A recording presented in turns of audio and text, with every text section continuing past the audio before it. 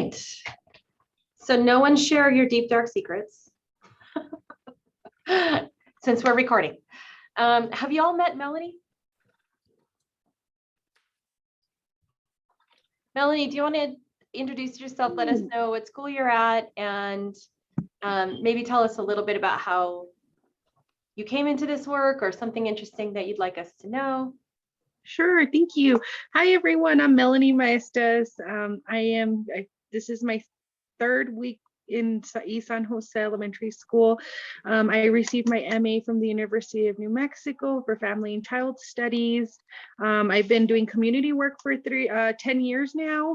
And so I have a passion to work with the community, and I'm excited to be here at East San Jose this year and upcoming years and everything. So it's a great opportunity to be here. Great. Thank you. So and Melanie, have you met everybody here? I'm guessing no. I met Ralph, but I have not met anyone else. Okay, so Jamie, do you want to introduce yourself real quick? Yeah, sure. Hi, everyone. Oops, sorry, I need to change my name. I'm Jamie Magnet, not Miss Jamie. That's what the students call me. I am at Marco Mijo Academy, which is a high school. So we have about 200 students. Nice to meet you, Melanie. Welcome. Thank you. And I'm doing school spirit today.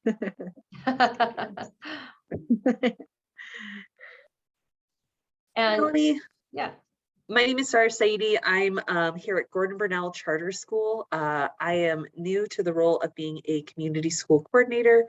I've worked in charter schools for the past 10 years, and my background is community engagement and curriculum development. Just happy to be here and putting those skills to good use. Excellent. Oh, and we lost Ralph. Let me let him back in.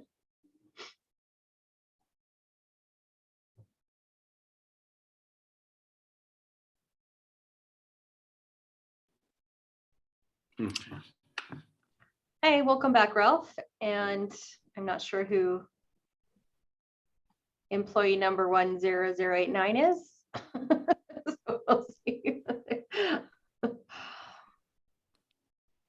So did you all see the email that I sent yesterday? Yep. Oh, it's Berta. Hi, Berta. Hi, sorry.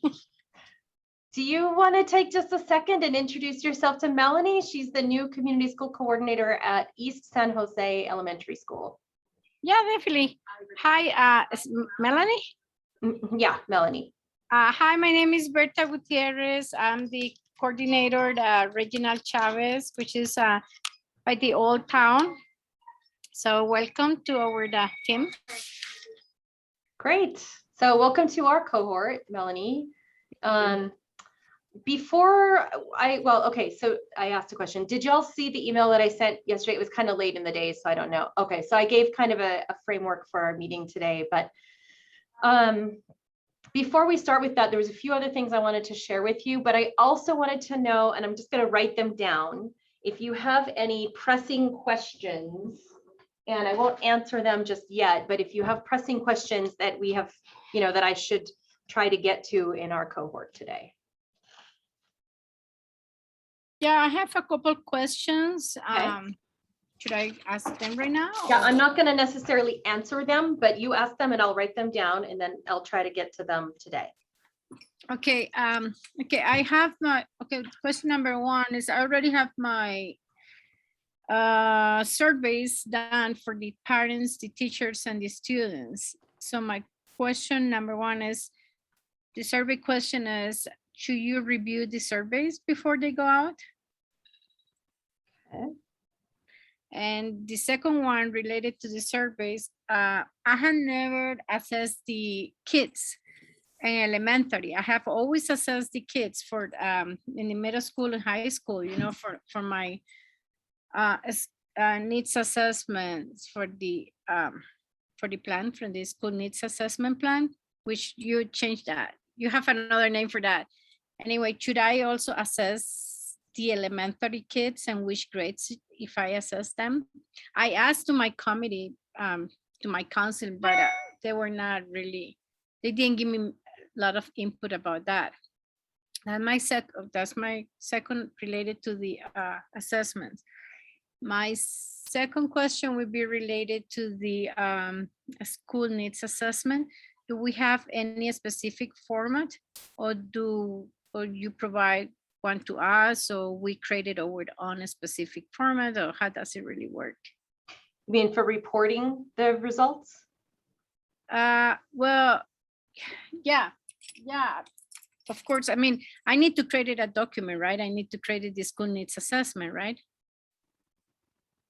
Or do I just report the results? I don't know how it works here. I'm not sure I understand what you're asking. So you would ask me, you said your surveys were done, and now you're saying that you need a format for a needs assessment? Do we need to create a needs assessment, a school needs assessment document? Okay, once that we have collected all the data. Got it. Okay, yeah, okay. Now Analyze. I get it. Yeah, format for needs assessment report. Okay, got it. Good morning, and pardon the interruption. If I can have your Hi, Stephanie. for 1 minute. Welcome. Have you had a chance to meet Melanie? Outside. I have not, no. All right, so will you introduce yourself really quickly? Melanie is at East San Jose. Okay. Hi, my name is Stephanie Anthony. I am the community school coordinator for McKinley Middle School. And I was formerly a coordinator at Harrison Middle School and started up that community school. And now I'm in the lovely, lovely area of the Del Norte cluster. So pleasure to meet you. Great, thanks, Stephanie. So Stephanie is an experienced community school coordinator, but she's in our cohort because she's standing up a brand new community school. So, okay. So Stephanie, what we're doing is, before we get into our agenda today, and we're recording because lots of folks are at the fundamentals conference today, which is totally fine with me. I'm glad they're there because it's a great conference. I'm jealous. Wanted to go. So we're just, before we get into our agenda, just asking if there are any burning questions or things on your mind. And I'm not promising to answer them at this moment, but I'm writing them down so that we can maybe get to them later on. So if you have anything, feel free. Anybody else? I'm not done. I'm sorry. Oh, sorry, Berta. Sorry. Okay, That's go fine, ahead. that's fine. I know we have to submit the data, right, with the tetracord, and is this Friday or is the following Friday? November 5th. Oh, okay, good. So I have a really basic data. I just have entered like my counseling committee, the meetings that I've been having with them. And I think it's basically that's what I have to enter, right? You have to enter whatever you have. So, Okay, so as I said, I mean, I'm in the planning. Your phase, meetings right? with your principal, have you entered those? Okay, I can enter those ones. Good. So where do they go, those ones, the meetings with the principal? There's a tab on the bottom. And then that also goes in your tetracord. Yeah, I know that, but where in the tetracord? Okay, so don't answer yet, Stephanie. I'm just going to write that down because we'll get down a rabbit hole of answering questions. So I'm going to write that down. Where in tetracord? Okay. Berta, any other questions? No, so far that's all that I have. Okay, great. I wrote those all down. Anybody else? I actually have one. Okay. Okay, so council related, we've already gone over what the 4 pillars are. We're reviewing data this coming council and developing our mission and vision statement. From there, would it be safe to say that I can go ahead and start working on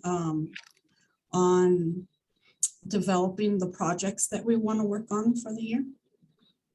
That's my question. Okay. Anybody else? Jamie? Yeah, I guess maybe just clarifying what is due on November 5th. Yeah. So I can actually do that right now because it'll take 1 second. So on November 5th, you just need to have input everything that you can into tetracord. And you need to have completed or done your best to complete the code book. Okay, I'm quite lost on Tetracore and Codebook. Oh, Tetracore, actually, you don't have to do because that's the database. Sorry. Okay, So for you, what I would say, okay, so I will write this down because we might need to have a separate meeting with you and me and Jamie. I'm sorry, Sarah. And Karina. So you would be using that spreadsheet that has the whole child metrics in it and putting the numbers in there. That would be my recommendation to you. It's not required. I see. Okay, thank you. So, And but the spreadsheet- code book. I'm Sorry, go sorry. ahead. The spreadsheet that you were mentioning, the one that lists out like who we're meeting with and how often we're meeting with the principal. So that's one. Okay, so you know what? Let me just send everybody a clarifying email later on about what exactly is due on Friday the 5th. Okay. Okay, thank Okay. you. Perfect. And I also just want to say, I know that PED has sent out like 1,000 emails and it's very confusing. And so we're trying to work on that. I mean, on the one hand, we're glad because it used to be all last year, she only ever emailed the community schools that were funded by PED and like forgot the other, 35 of them. And we kept saying, there's more schools, you need to include them. So now she's included them, but then she doesn't differentiate in the information that she's sending. It just goes to everyone. And so it's like, I know it's super confusing. So when I go to the meetings, if I see you there and you don't need to be there, I'll usually tell you like, you don't need to be here. And if you're not sure, just feel free to ask me or Lindsay. We'll try to steer you in the right direction. So we're trying to, put a positive frame on it and say, we're glad that they are including everyone, and realize that it is a little confusing. So I'll send a clarifying email, RE November 5th to everyone. Okay, and then Sarah, I see you have your hand up.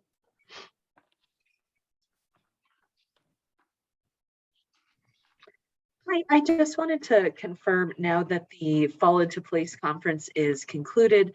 At this time, are there any other required professional developments that we have to attend as community school coordinators? So the Fall Into Place conference was required by PED, and I think they also require the ECHO sessions for Okay, so funded schools, and you are a grant funded school. So yes. Okay, that's perfect. as far as I know, that's all there is. Perfect. Okay. Okay. Sounds good. Just want to make sure that Yes. we're. So Melanie, that applies to you as well because you have a planning, or you have a planning grant, right? Yeah. So just FYI, our cohort is complete now. We're not missing anybody. Melanie was the final missing piece of the puzzle. And so now there are 17 schools in our cohort. Stephanie. Do you know any information on when they're going to do registration for the national conference? So I know they just sent the announcement out. I don't know when registration starts. Okay. But we will tell you. And then I saw a question in the chat about the Fall Into Place. I think it's on their website. I know I sent them my presentation and they were going to put it on the website. So I would look at the website for Fall Into Place conference. Okay, and these other pieces about developing projects with the council and the surveys and all that stuff, I will get to at the end of our meeting if we have time, and if not, then I will email all of you. I'll email all of you my responses so that you all have the answers in case you're wondering something similar. So, okay, there are a few other things I want to share with you. So let me see here. I think. Okay, this is one of them. This is from the PED website. I'm going to put a link in the chat. This is about the Family Income Index money. And I'm going to also put in the chat a list of all the schools that have Family Income Index funding because it is many of you. And what I do not know is what kind of support APS is offering around this funding. And I also do not know what it can be used for. So I'm hoping that okay, hang on. Okay, all right. I don't know if this link's gonna work. It's looking weird. So tell me, let me put this one in the chat here. Tell me if that doesn't work for you. So the first one that I put in there is this family income index and the purpose of it. And it looks like that it can be used for things like counselors and social workers, resource centers, these things in the green on the bottom part of the page. And you know what I'm going to do actually, because we're recording this, is I will share my screen so that the people watching can see what I'm talking about. Okay, so in this document here from PED, this piece here at the bottom on the in the green looks like this is what this money can be used for. I mean, raise your hand if you need more money for after school. Like, no, nobody needs that. But you might be able to find other things here that you can use this funding for. And then it looks like you need to tie it directly to these outcomes. I am not sure if there's a report that needs to be submitted or not for this funding. So, and I don't even know who to ask in APS. I would recommend that you ask Lindsay, although I asked her this morning and she didn't know, but she's going to find out because that's her job. So ask her if you have some questions. This is all that together both of us could find about the funding. So not a lot, but I know that you all, one of the things I really encourage you to do as a community school coordinator, and this is an important part of your job, is to really dig into the funding streams that are coming into your school. And if you're in a high school, that can be like a lot. And I would literally create a chart like on my wall, or like I'm a visual, I like charts. And I would probably just try to figure out like this funding stream, how much money it is, what it's allocated for. And if I happen to know what it's doing, then I would put that too, but you may not know that, right? And this will take a lot of detective work and asking a lot of questions, because there are also little tiny funding streams, like teachers will write Horizon grants, or counselors will get grants, or there will be other like things that come from the APS Foundation or from the union, or like there's so many things that come into schools. And I guarantee you almost no one's eyeballs are on all of that money. And so this is where a community school coordinator can be really critical to not, and it's not just that like I'm not saying you need to like police the funding or anything. What I'm saying is if you're looking at multiple funding streams with a community school lens, you know, you're going to look at, well, could we maybe use this money over here to increase the efficacy of this program? Or could we combine these things? Or could we align these things? Or how can we leverage our reporting for these things? So that, you know, that also falls under data collection. You don't necessarily need to share it with your community school council, but if you find it appropriate, then you might want to. And I don't know if any of you watched oh my gosh, I presented for like an hour and a half at Fall Into Place. It was long with Jeff, but one of the things that we talked about was that, and how when I was a community school coordinator, Jeff worked for Children's Choice, which was our out of school time provider. And he and I, every year, this is exactly what we would do, is we had a big table. We were in the teacher's lounge actually, and we had like huge flip chart pages, and we would just like lay out every funding stream we had for the out of school program. At one point, I think we had 5 or 6 different funding streams. And then we would put, you know, this only goes for teachers. This can be used for community partners. This has to be for second grade, like just the parameters around each funding stream, so that we could build a really robust program that was well funded and leveraged, and we knew where every dollar was going. That's part of fiscal responsibility is part of a coordinator's, it's in your purview to be able to do those things. So, okay, so let me show you, did that second thing work for y'all? Okay, good. So here's the list. So, and this looks like every school in New Mexico actually. So, and the amounts. So if you're on there, hooray, congratulations. Good luck figuring out what to do with your money. If you're not, maybe not, congratulations. I don't know. It's tough because it's a lot of money. So, and this is a difficult time to spend money, I think, in my opinion, but okay. So if you have any questions about that, you know, I can't help too much, but like I said, email Lindsay and we will see if we can. No, as far as I know, Stephanie, this is a new thing. So I don't know if it'll happen next year. I don't know if it came about through legislation or if it was just some kind of new way of calculating because of the census. I really don't know much about it. That's a really good question, though. I also don't know, like, if it reverts. I don't know if it comes through PED. I don't know where the money is. Like, you know, so those are all great things for you to detective yourself and find out. So, okay, great. Yeah, maybe if you do find out, Stephanie, you can let us know at one of our cohort meetings. Fantastic. All right. Before we move on to the next thing, does anybody else have? Yeah, if you're not on there, then I don't know what that means exactly. No, Brian definitely will not know about that. So. Mhm. Could I add to the list of questions Yes. if we have capacity? Just I brought up the exemplar that you shared out of a needs assessment. And I just wanted to wonder if we might have capacity to just look at it, and I'd love to hear from other people who've already done their needs assessments, like what their kind of look. I've assessed my staff and community partners, and now I'm looking to put together the one for the families, and I'd love some input on how to get the data I need without making the assessment too long, because I'm afraid of a lack of buy-in and completion. Okay, so let's do this. I want to back it up just a little bit to talk about the council, because the council is who will be helping form the needs assessment, and then we'll get to that piece, hopefully. Does that sound good? And then I can also tie in all the other questions that came up, I think. So, yeah, okay.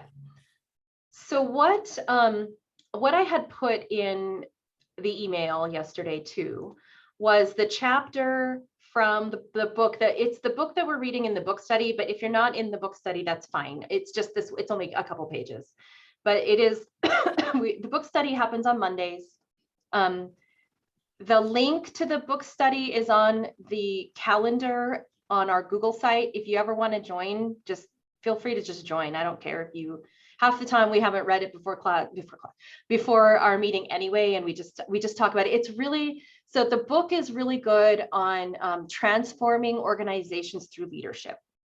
And so that's why we're reading it. And we'll, at the end of it, we will come out with like 8 kind of like statements about transformational leadership. So that it's a really good book. And that's why we're reading it. But this section in particular, I think was really applicable to what we were talking about today. So I will, again, I'll put the link in the chat here.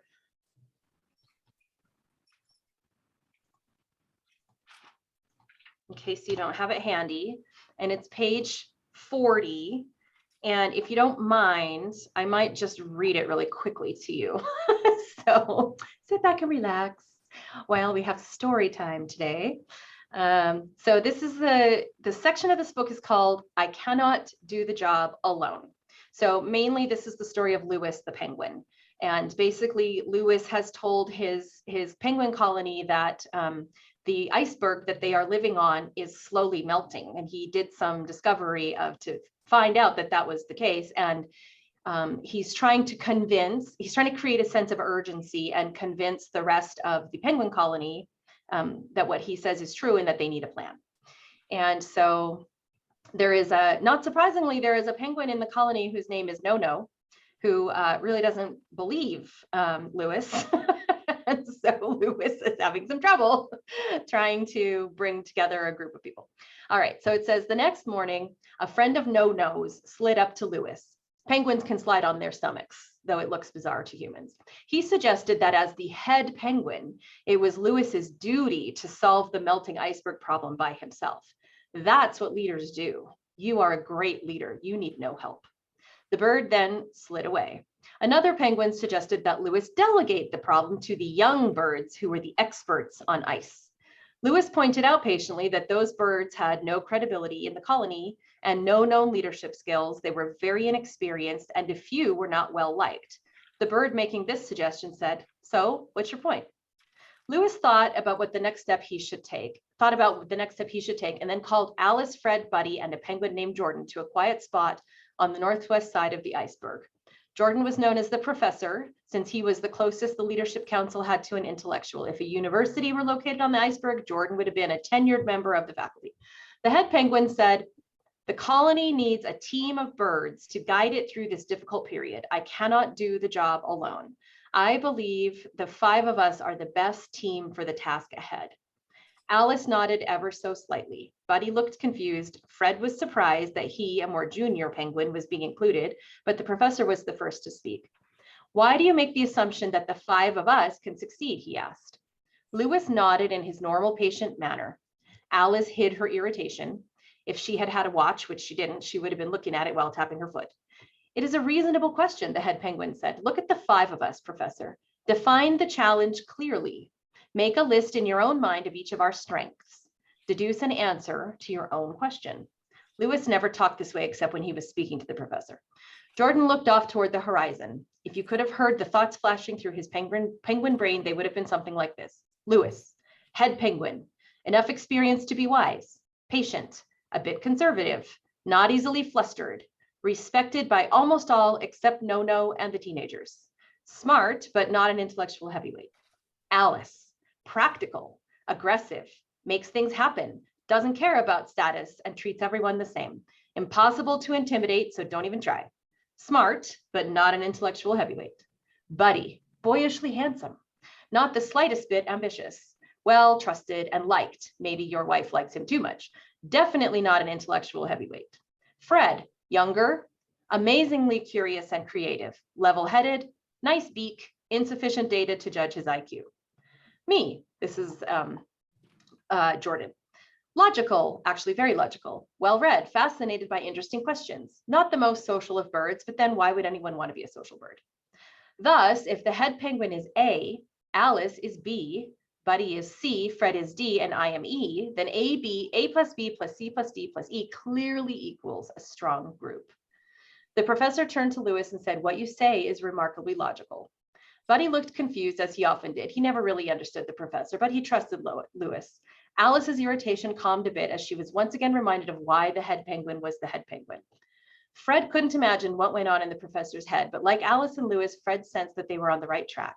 He also felt privileged to be working with this talented group of senior birds.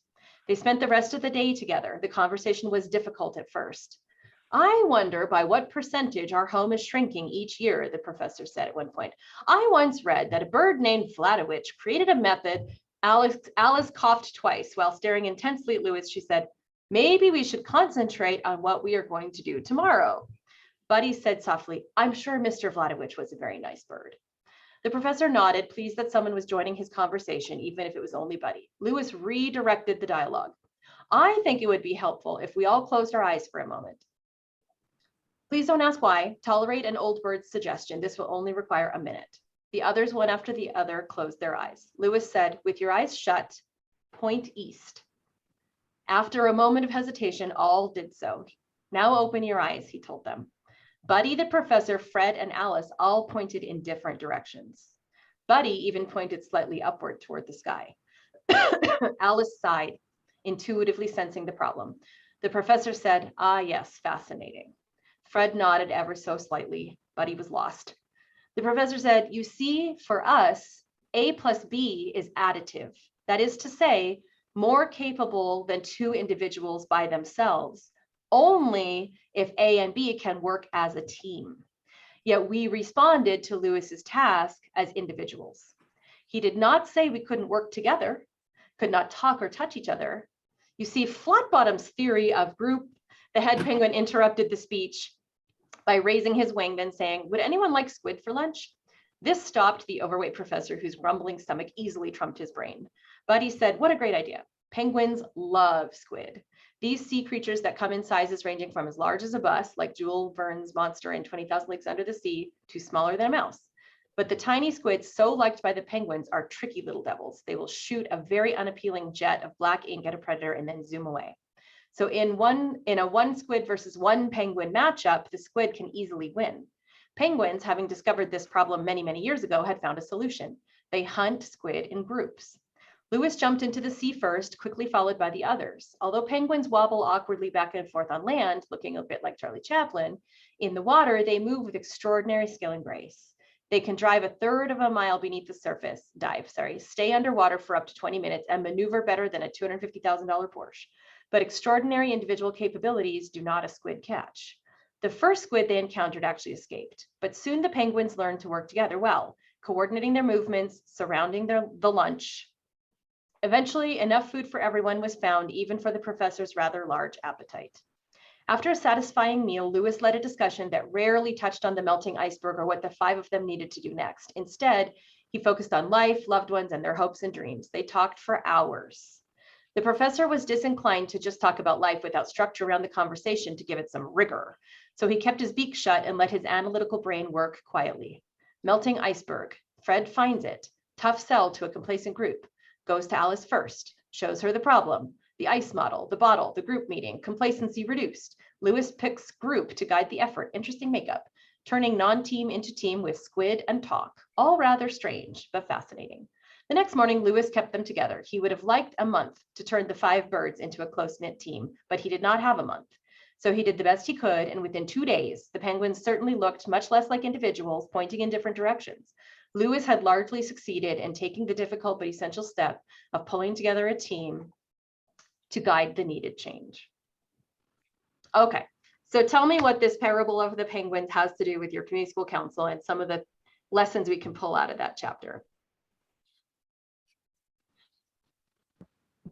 I think one thing that I got from that is also after our conversation yesterday, is to slow down to go fast. You know, sometimes we tend like, oh, we could do it on our own, we could do this, but really it's important to work as a team to make things work and happen. And I think that, you know, in this example of the penguins at the beginning, the penguins are going on Fred, I think. Lewis. They're going on their own, and then they figured out that it's important to come together, even though they're pointing to different directions. They're still at the end of the day, they're still within the same goal, and they're still working together. Excellent, thanks, Melanie. Other comments? I don't know, also what I got out of it was more the fact that it's good to have the right members on your team. Yes. And don't think, okay, I need to click all the boxes. You know, make sure that you really build a relationship with your team so that way when you're headed in the direction, instead of, you know, everyone pointing differently, you're all pointing in the same direction. And so, you know, us as coordinators, we're very kind of important to help guide that. So I feel like I'm that penguin that was trying to gather the rest of the penguins, you know, so that we can kind of go together to get the squid. Because, you know, if we have the right members there, then it'll go easier. Yeah, for sure. People are coming to your school pointing in a certain direction because they have a certain perspective. And so your goal is to kind of like turn everyone so that we're all pointing in the same direction, right? Which we call alignment towards a common goal, right? Excellent. Ralph or anybody else? Actually, you said the key word. It was once you align the goal, it's kind of neat because what Stephanie said and what you said is exactly what I was thinking. Once you realize you have an aligned goal, then it's almost as if you have this big checklist. And it's like this person over here, that's their area of expertise. This person's here. So you actually fill out the entire checklist, but it's not one person. It's different people working as a team. So you guys actually said exactly what I was thinking. And you'll notice at the beginning, that friend of No-No's came up to Lewis, the head penguin, and said, well, you're the leader. you need to do this. You need to lead. That's what great leaders do. They don't need help.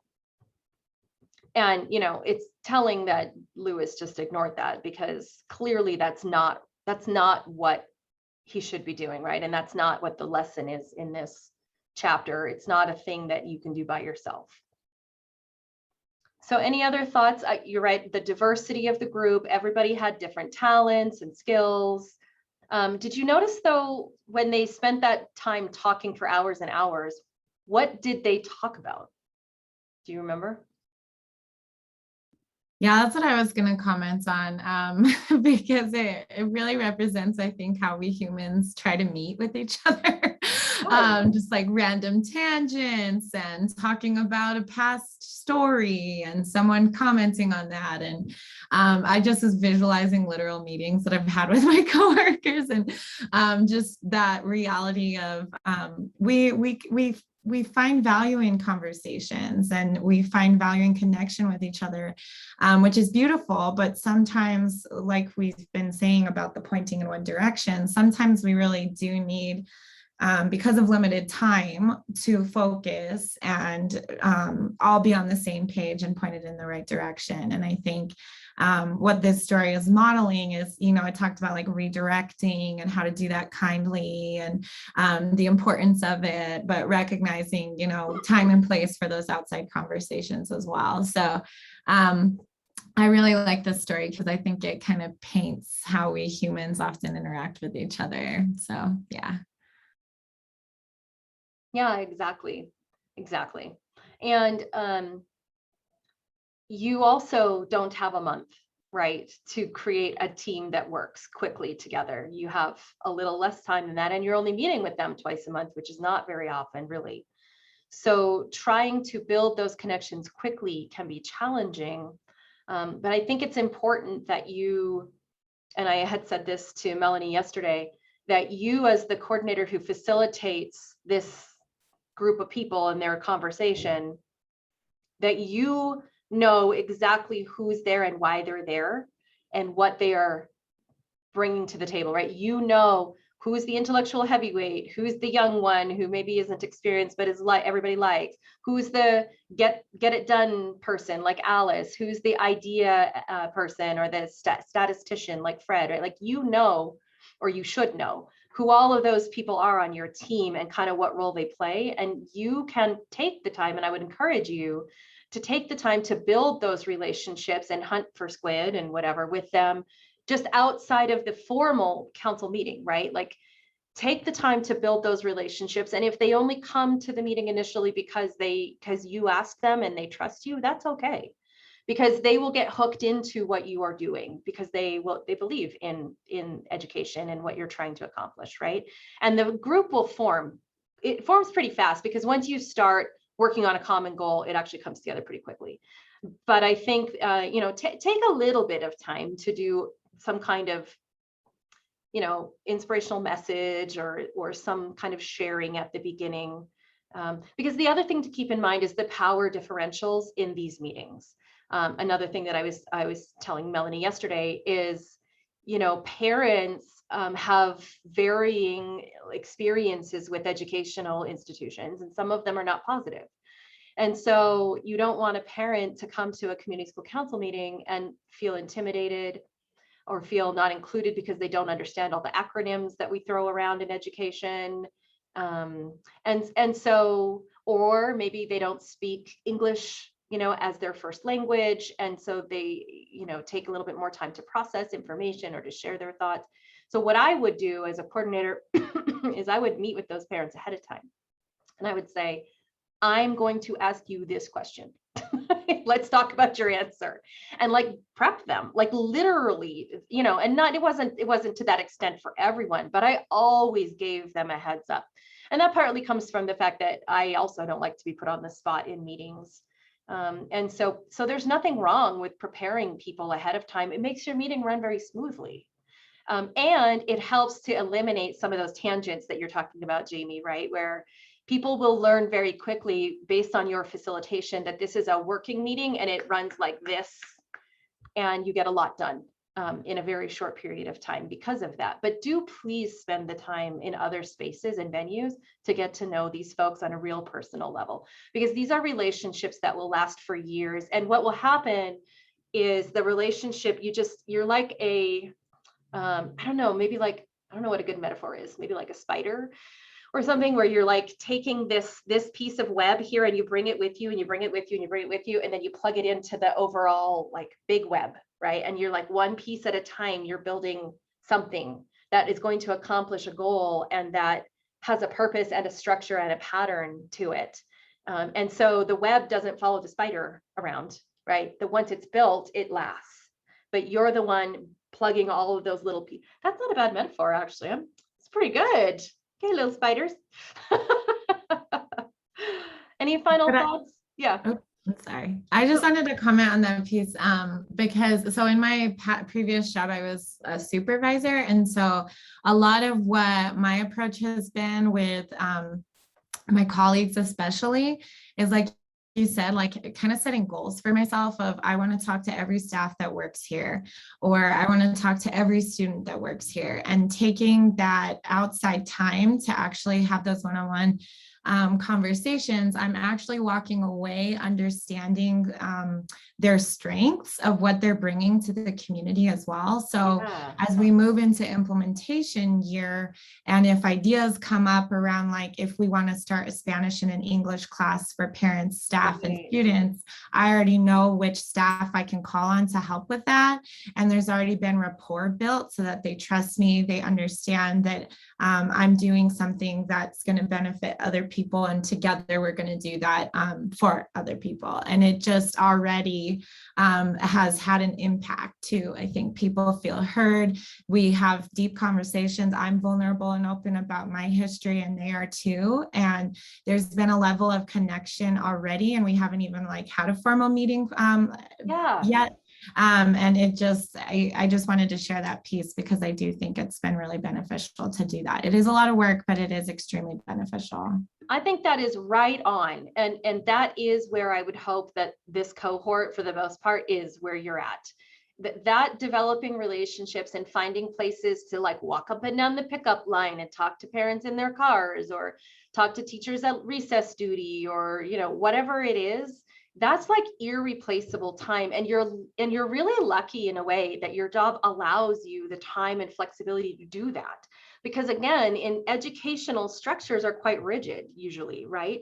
So you tell me what teacher has the time to do, not that they can't do it, right? Like they have the ability and the capability, but they just literally can't because the structure doesn't allow for it.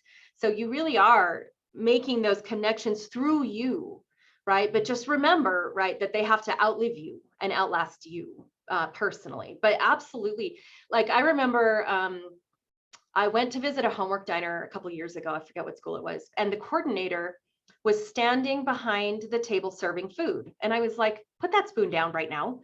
You need to be out there at the table, sitting down, talking to families and moving from table to table, not like, here's your spaghetti. Like that's, you know, let somebody else serve the spaghetti. That's not your job. You need to take this opportunity to talk to people and get to know people. Because that building of trust is critical. And Jose used to say when I was a coordinator that our job was 96% relationship building. And I really think that's true, but it's purposeful and intentional relationship building with an ultimate goal in mind. Thinking about the penguins, right? Like their iceberg was literally going to melt from underneath them. It's really, really, really important situation. And so you have to build a strong, functional, high capacity team to solve those problems, because this is the other tension of what we're trying to do in community schools, is that while we take the time to properly build these structures and processes, kids' lives are passing and things are happening, right? And that's always going to be a tension that exists in your job. And so the quicker that you can get a functioning process and structure going, the better it's going to be ultimately. But if we don't build it correctly at first, then it won't work. And then it will just collapse. So, and it's true, this is true of principals as well. So There was a principal that I knew long time ago. He was one of the first original 4 principals in the 4 community schools. And he had a great vision of community schools. He got it right away. Very dynamic principal, wonderful leader. Didn't really believe in community school councils, didn't really follow the rules, didn't really gather any data, but did lots of cool stuff. And when he left his school, all the things that they were doing left. They all fell apart. And he recognizes that it was because he did not take the time to build the structure properly from the beginning, and that it was all led on his personality. And so that's a cautionary tale for you as well, right? Not to let these things be tied so directly to you that they will not outlast you. All right, well, thank you so much for that discussion. I put a link to the ABC. Yes, thank you, Jamie. I want to read your comment for the people watching at home. Jamie says, every day I try to center sustainability. We cannot be territorial in this role. That's exactly right. Raina and I used to say, you can have no ego in this work. You own nothing. It is not about you. So yeah, that's a really critical component, the sustainability piece. So thank you for sharing that, Jamie. Okay, I'm going to share my screen again, just because, again, I would like our recording folks to see what I'm doing here. So I put the link in here. I just wanted to, because I don't know if Melanie's had a chance to see this yet or not, but so Melanie, what I was saying is like the book, the calendar, sorry. So this is the Community School Council calendar. Not everybody is on here yet, but we're working on it. So if you are curious to, contact a coordinator and go look at a council and how it's run, here's some options, and you can contact that coordinator directly and just ask if you can listen in on their council meeting. I think that's a really good thing to do a couple of times to give you some ideas, but remember that your facilitation, your partners, everything is unique to your school. So this is going to be maybe a framework, but I don't encourage you to like directly copy anybody, because it needs to be really driven by your own school. So we have our own tab in Cohort 1, as you know. We have our own calendar. So all the book studies on here, our cohort meetings are on here. Any other things? So for those of you who are TOPS schools, no. Who does STARS reporting? Yeah, all of you, I think, actually, right? Almost all of you. Stephanie wouldn't do it and Ralph doesn't do it, but I think you're the only, oh, actually, okay, never mind. I will find out who does it. It's just as confusing for me as it is for you guys. I'm so sorry. Yeah. Is it the schools that had the PED grant? The one from the state did it. If you didn't have it from the state, then we don't do it. Right. So the top schools, you have synergy reporting, right? Yeah. And I do not know when that is due. And we did have a meeting with the principal support team last week, and I still don't know when that is due. But I can tell you that they did affirm to us that, yes, you do have to have an out of school time program, which we were like, okay. So we will ask them if the community center counts, because I think that that's what it needs to be for a lot. Okay. So yeah, because there are many schools that don't have an out of school time provider. Okay, this is what I wanted to get to. This planning year process it's kind of a new thing. I don't know if you've seen it yet or not. I'm hoping that this will really be helpful for you. I tried to make it kind of cute, except the clouds are black. Okay, I don't know. There we go. Okay. So it is a PDF. You should be able to download it, I think, from here, and it has live links in it. So I didn't put, you'll notice there's no months here, right? It doesn't say July, August or whatever. I mean, because some of these things take longer than other things, right? But this really is kind of a overview of what your year could look like and what the process looks like. And I think this will get Stephanie to your question about, should I start developing projects with my council? So what you want to do first is make sure you understand what it means to be a community school. And this is, Melanie is new, and some of you, this is going to be an ongoing, this might actually happen all year, because as you meet people, you have to explain it. As you meet staff, or as things happen, you have to just keep doing this over and over and over and over. So don't be discouraged. if you don't all of a sudden everybody understands a community school coordinator and what a community school is, hooray. That might not happen for a while, might not happen for a year or two. That's okay, that's normal. Just keep pounding that drum.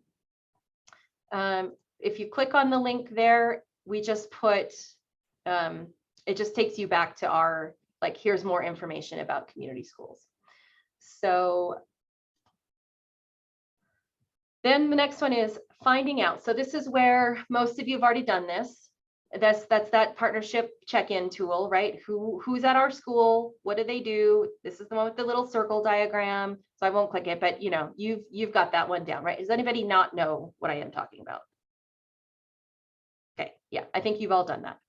Okay, then going further. So here is conduct meetings with the existing partners. These are those one-on-ones that I talked about before. And meet weekly for 30 minutes with your principal. Hopefully that is happening. And in Tetracore, Berta, you would make a activity that's recurring. And the attendees at the activity are you and your principal, and then you just mark every week that you have the meeting.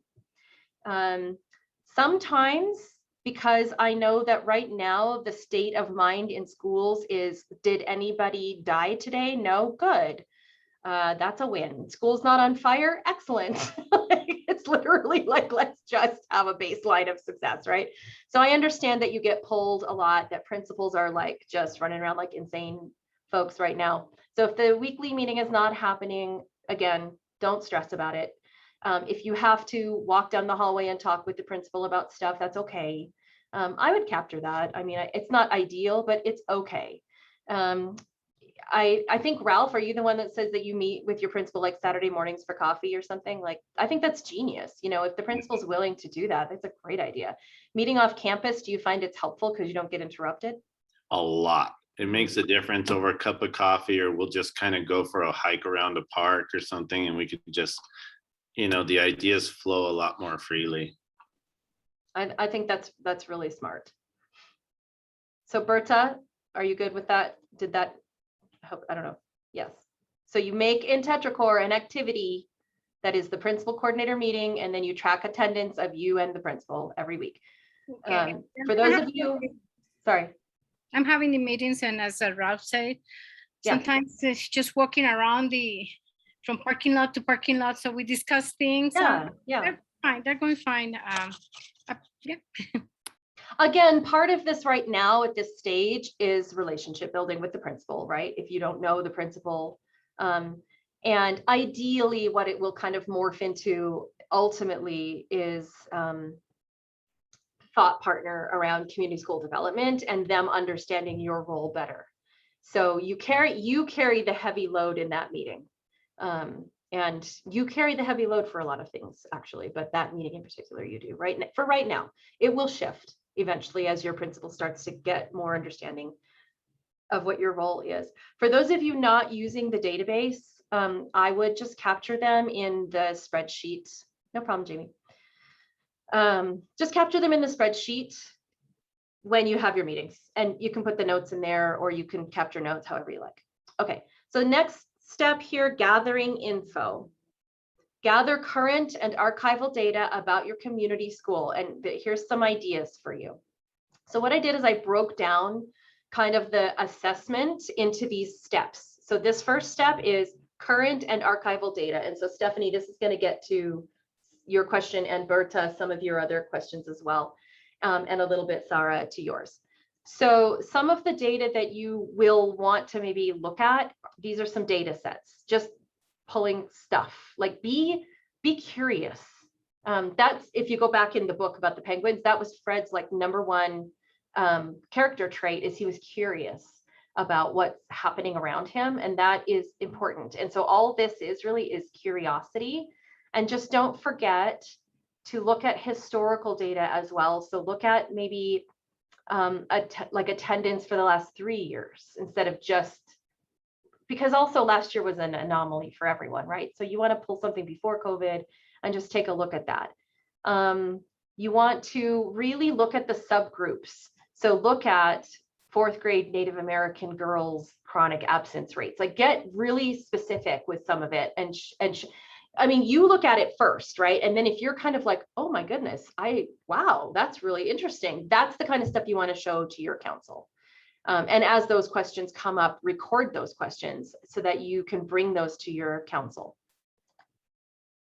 These are just some best practice tips on making sure that you recognize that the people in your council have experience and skills and perspectives that will help you to analyze things, and really talk about the school priorities and how it can intersect with their interests as a school partner.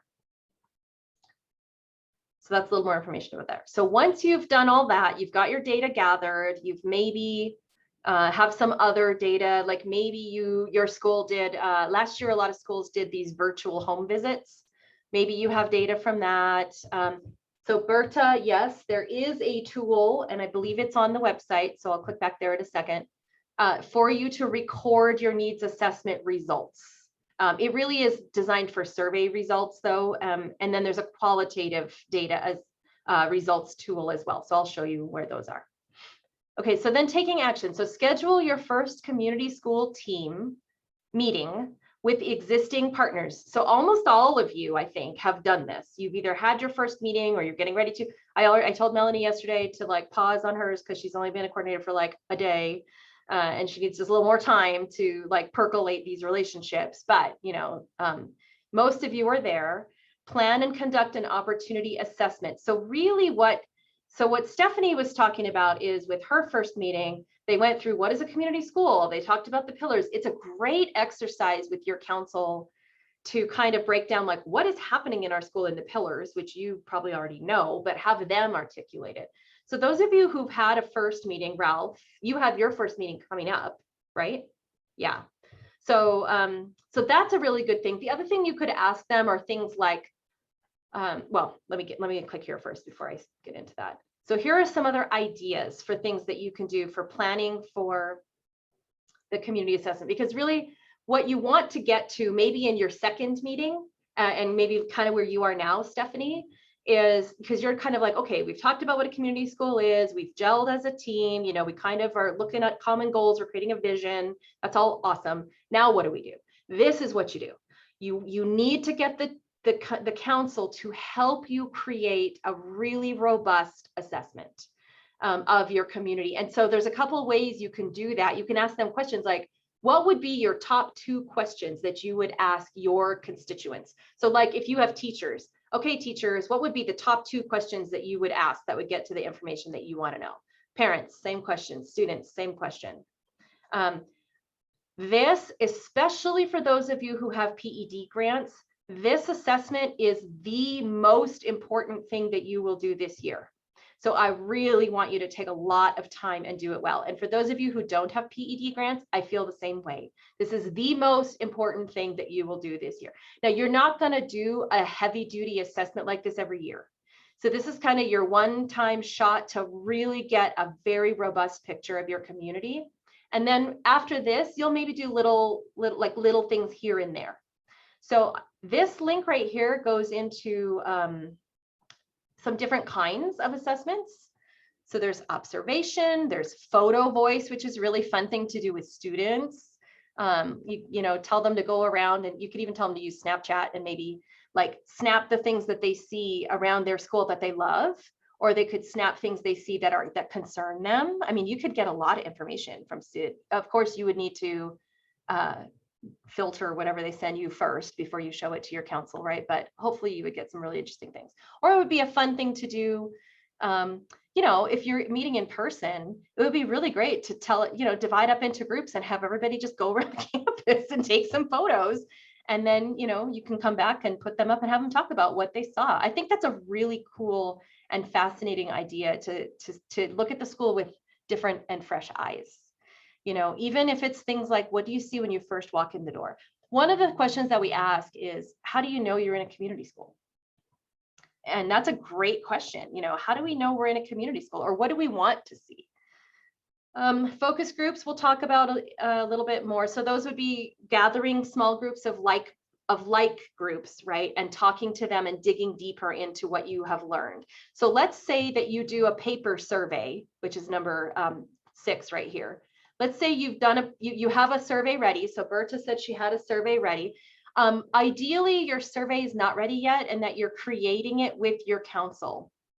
But if you have a survey ready, what you can do is when you get the information back, then focus groups is a great next step where you can say, okay, like we got 55 responses from Spanish speaking parents, and they all kind of have this common theme around they want more parent education or involved, I don't know, whatever, right? And so then it would be great to like call all those people and say, we're going to have a little meeting with all of you to talk more about what thank you so much for taking our survey.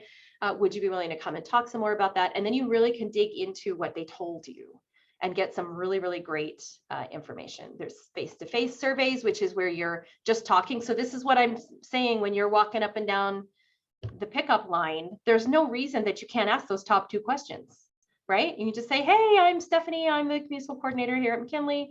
Is it okay if I just ask you a couple questions while you're sitting here? Great. What's the one thing that, whatever, like whatever the question is, I don't know, but you could ask those in that.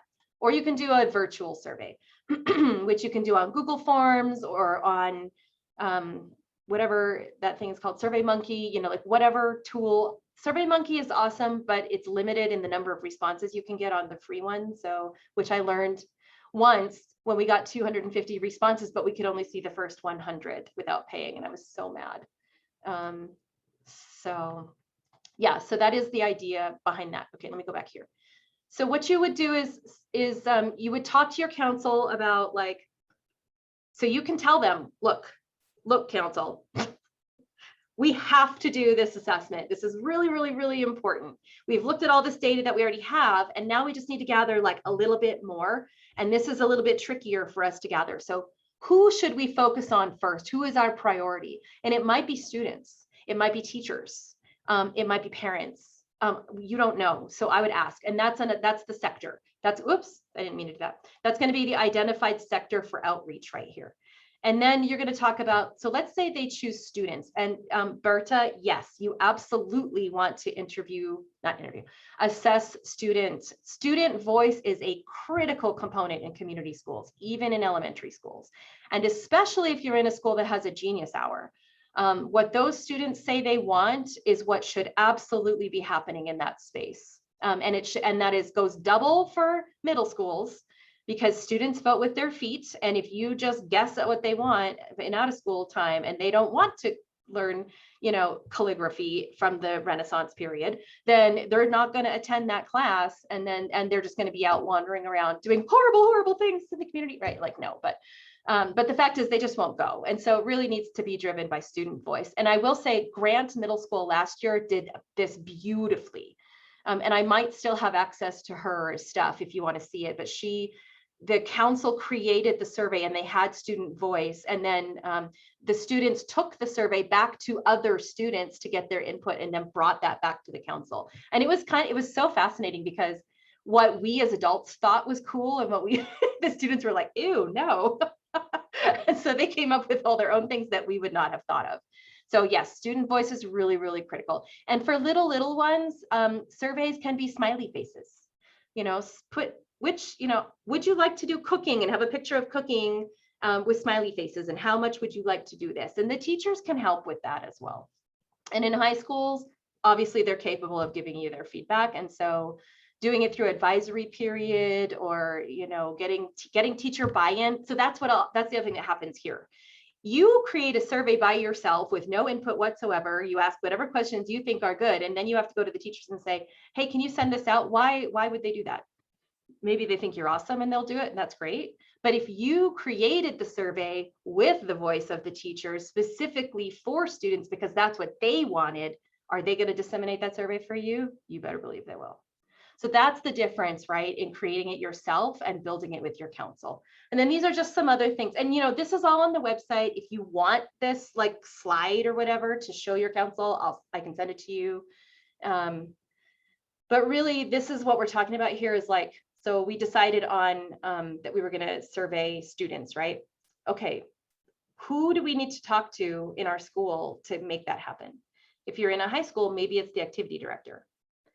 There are those Pied Piper students and people, right, that students respond to. You might do more than one sector at a time, depending on the capacity of your council. If you want to do, say, parents and students, do both. That's fine. Just make sure you have people to help you with both. And then make sure, these are just some tips, like make sure people understand that whatever you learn in this group has to be kept confidential. You will never, never, never, never, never, never, like, I don't care if you're a Girl Scout, Boy Scout, like 3 fingers, however you need to promise me, but promise you will never share student information in your council meeting. You cannot share student names. You cannot share student ID numbers. Nothing that's identifiable. That's a FERPA violation. It will get us in trouble. Just don't do it. You can share it without names and without ID numbers. You can share things like 3rd grade boys, unless there's, be careful if there are small numbers, like if you're looking at, say, like Asian American students and there's only 2 of them in your school, then people will know who they are. That's identifiable. So you can't use that. But talk about confidentiality, talk about how you're going to show it to the council, talk about who's going to see it and how you're going to share your data. Okay. And then going back to our little thing here, the next thing you'll do after doing all that assessment stuff, which I really don't think you'll be done with those steps until maybe like February. So once you do all that, then you'll prioritize and analyze everything that you learned, and then you'll start to plan projects, Stephanie. So you'll start to plan projects with your council that will be implemented next year in the implementation year. So keeping in mind that there will probably be the one-off things that will happen, right? Like Fall Festival and Thanksgiving and, but those are fine to take to the council, but the council is not an event planning group, right? So it's okay to do some stuff like that, but that's not the full purpose of the council. Oh, and the last thing was showing her the form. So I'll get to that in a second, but in the meantime, I'm going to just stop talking because I'm sure you're exhausted from listening to me. Thoughts, comments, concerns, questions? So I think that kind of really helped me because between the penguin story and seeing this, it makes me realize, okay, take a step back. I'm so used to moving forward because of my last school, that was just the pace that we had to take. But with this school, I really want them to understand the data and understand the importance of it. And so that's why, like at my council meeting this coming Thursday, we're going to actually review attendance data, because that's what's been really affecting our school and our students that we've seen. And so I actually have the attendance person coming and they're presenting attendance data. And then from there on, I wanted to talk more about the importance of data. And, besides doing our mission and vision, also thinking about doing our own opportunity assessment. And then that'll probably lead me into my next council meeting where we'll start asking these questions. And I love that idea about having the students like take snapshots, and like little pictures. And then maybe they can like email them to me and say, this is what I don't like about school, or this is what I love about school. And I think I'm going to take that and use that to help gather some data for our opportunity assessment. Yeah, just remember there was recently a Supreme Court decision about First Amendment rights on Snapchat. No, but just pictures in general, because kids, middle schoolers especially, are all about the selfie. And so, I can just tell them, I want you to take a selfie or take a picture of something in school that you like and something that you feel that you want to change. Yeah, love it. Yeah, I think that would be very fun. Other thoughts? I know Jamie put something in the chat here that says, these are helpful best practice tips, and here are some examples of what to talk about at each meeting. I mean, really that process. So the process of decision making in a community school is what you're learning right now. This idea of looking at data, talking about it collaboratively, and then you're not there yet, right? But prioritizing it and then taking action, that is the process of community school decision making. And that's what you need to always be bringing it back to that. Always bring it back to the data, always bring it back to the pillars and the framework. Yeah, Sarah.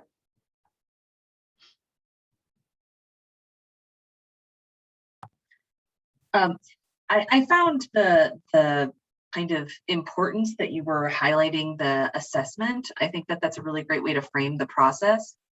And from my perspective, with my very unique school platform, I'm realizing that I'm probably going to create multiple assessment tools.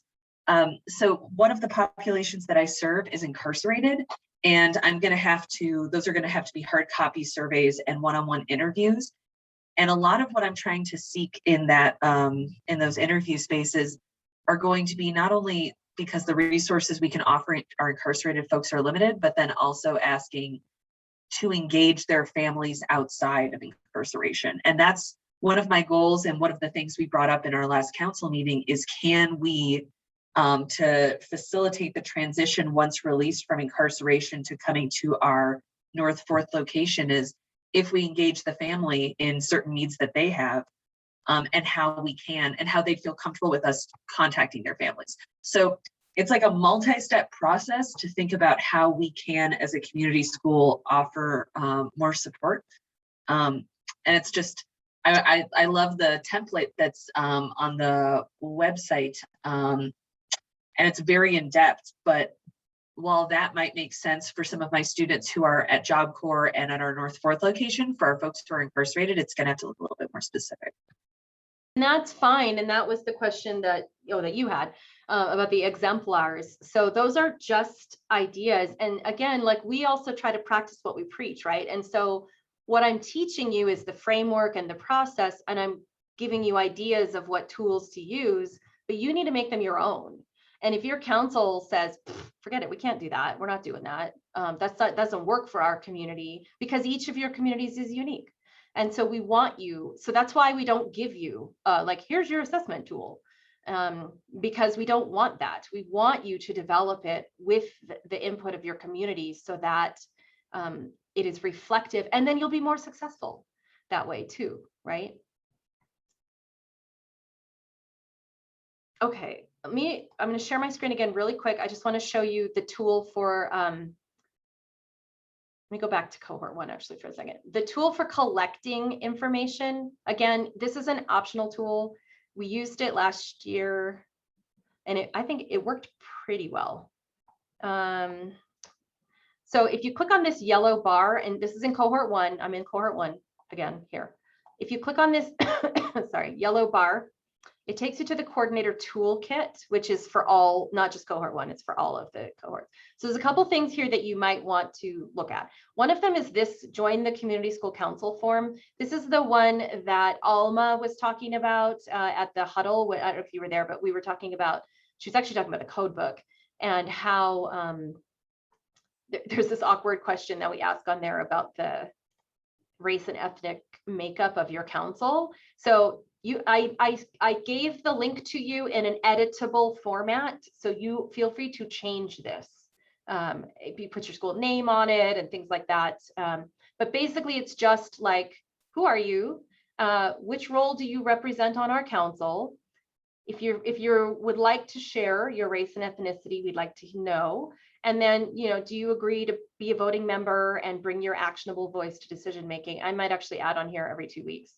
Or something like that. And you can add questions to this, but this is really just for your information, because it is awkward to, we don't want to guess but we do want to know. And the reason we want to know is, again, because we want the people who are making the decisions for the community to represent the community. And so really, I'm a middle-class white lady. It is not appropriate for me to make all the decisions, right, for communities, because that is not the community, in which I live necessarily. So that's one really, and again, use it or not, it doesn't matter to me. You do need to get the information somehow, because it does need to go into the database or into the spreadsheet and the code book. Okay, this is the other one right here.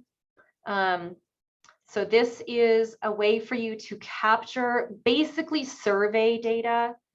I think, one second, let me close this. Okay. So what you can do, what I would probably do here is, okay, go away. Why is that not going away? there, okay. I couldn't see the rest of the tabs. All right, so this one is the quantitative assessment, and it is done by the 40, 80, 120. That doesn't mean you have to do an assessment every 40, 80, 120, but wherever it happens to fall, because you're going to be doing assessments, you know, like probably none of you did an assessment in 40 days. That's fine, just leave it blank, I don't care. Really, what we want to know is just sort of like, what is the picture throughout the year of the assessment that you did? This is, you would put the number of students enrolled in your school here. You would put, these are just the numbers of English language learners. So let's say, you know, like 125 of them are English language learners. It's going to give you the percentage. You can get this information off of Sapper or Synergy or wherever. This is the part where, so we struggled a lot with what is the right number for survey responses, because if you send a survey home to a family, let's say they have 6 kids at the school, how do we count that? How do we know how many adults are attached to each student in our school? And the truth is, there's no way to know. And so finally, we had a conversation with Sapper, and they told us, just count it 1 to 1. 1 survey, 1 household, 1 kid. That's just how to do it. So that means your goal is a rate of return of, if you wanted 100%, you'd get 550 responses back, right? That would be 100%. Because, and I know that's not, again, that's not like 100% accurate, but that's how they count it. So that's how we count it. If you want to count it some other way, that's fine. But let's say you sent out like a survey through advisory or something of students, and you got 300 back. You put that in there, and that gives you your rate of return. 55% is really high. Our goal is 20%. I would like it to be higher than that, but 20% is statistically significant. So if that's all you can get, that's all you can get. And then these are some questions here. And again, you can change this depending on what you asked. If you did not ask these questions, just delete this and put what you did ask. Same down here. Put the things that you know, put what you designed. And if this is one for students and you want to do a different one for parents or teachers, what I would do is just copy this into, like, make a copy of this tab and then just label it students, teachers, parents. And then you can use the same format for collecting the info. It just gives you like a place to put everything in one. Then once you do those focus groups, or if you do your photo voice or whatever, this tab, the qualitative assessment, is where you can capture that information. So we did Snapchat, you know, we got 57 students that participated. If you have this information, great. If you don't, that's okay, right? It's just a place for you to capture some of the things that you learned. Use these tools, make them your own. If you have ideas for how we can make them better, or if stuff is complicated and you don't like it, just tell us. I always used to do that as a coordinator. I'd be like, Danette, I don't like this tool. It would be easier for me if I could collect it like blah, blah, blah. And so she would change it. And I'm open to changing it. It gets harder to change things as we grow, because what we have to do is gather all of this stuff together and to create one big picture of all of the ABC schools together. And that gets a little challenging when everybody's tool looks different. So we have them here for you to use. But and you didn't ask about this, but the asset map is here. If you want to label that, you can. The leverage map also, this is where you would put the name of the partner, what they do, what pillar they're under, and then how much money they are investing, or the tangible value of the thing that they are investing in your school. It could be 500 turkeys. I don't know. You know, you just have to monetize it. And then for those of you that don't have the database, oh, actually, no, I forgot. This is the new tool that the coordinators were asking for. So this one is actually really kind of a cool one for you to use with your principal mainly. But what this does, the way that we use this tool is I would put my activities in here. So I would say attending cohort, professional development, meeting, oh my gosh, I cannot type today, meeting with potential partner, whatever. Okay, you put your activities. This will be done on Tuesday. This is for the week. So Friday, Echo, meeting with PED, completing code book assessment, whatever it is that you're working on for the week, you can just put it all in here, right? And then put when you're going to do it. And this helps your principal know kind of like where you are and what you're doing. And then you can tie it to a standard. So if you're not sure, you can click here and it'll take you to the standards. So if you're like, oh, I don't know where professional development falls. Oh, this is stupid. I'm sorry. I need to rename. I'm going to rename these. Sorry. They should have names. This one is sustainability. But anyway, you can just look at these and you can identify kind of like where does this standard tie to? And I can tell you it's actually collaborative leadership. So, and what this does is it just shows and it ensures kind of that everything you do is directly related to community school development and best practice. And what you need from your principal, you can write here, like for the code book, you can say, we are supposed to complete this together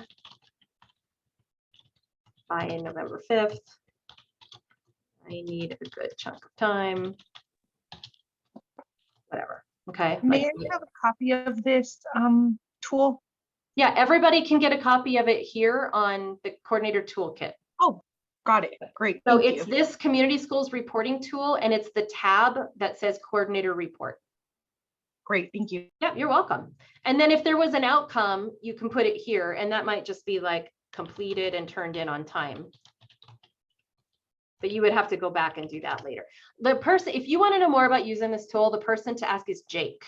Jake, so I helped make this tool with the principal from Monzano High School, actually. And Jake took this tool and just like lived and breathed it. He loved it. In case you didn't notice, Jake is very linear. So things like this that are very linear, like just speak to his brain. And so he was the coordinator at Highland High School for like a year and a half.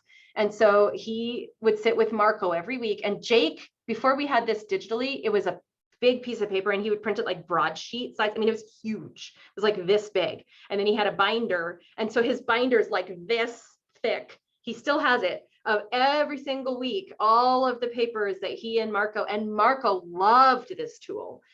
Principals tend to really like this tool actually, because it really, and they can use it too. If they have a copy, if you share a copy with them, then let's say the associate superintendent shows up one day and says, okay, tell me what you do to develop community schools as a principal. They can go, oh, well, I met with Stephanie on Thursday and we completed the code book and I learned that blah, blah, blah. And that relates to the standard of da, da, da, right? Like they can use this. So it's optional, you don't have to use it, but it does really help guide your work. And you can use it as an excuse where if you get asked to do something, you can be like, okay, yes, I can totally run the spelling bee. Can you help me figure out which standard that ties to? And, you know, really, you could probably do family engagement or expanded learning or something, right? But show them that everything you do needs to be tied to best practice in a community school.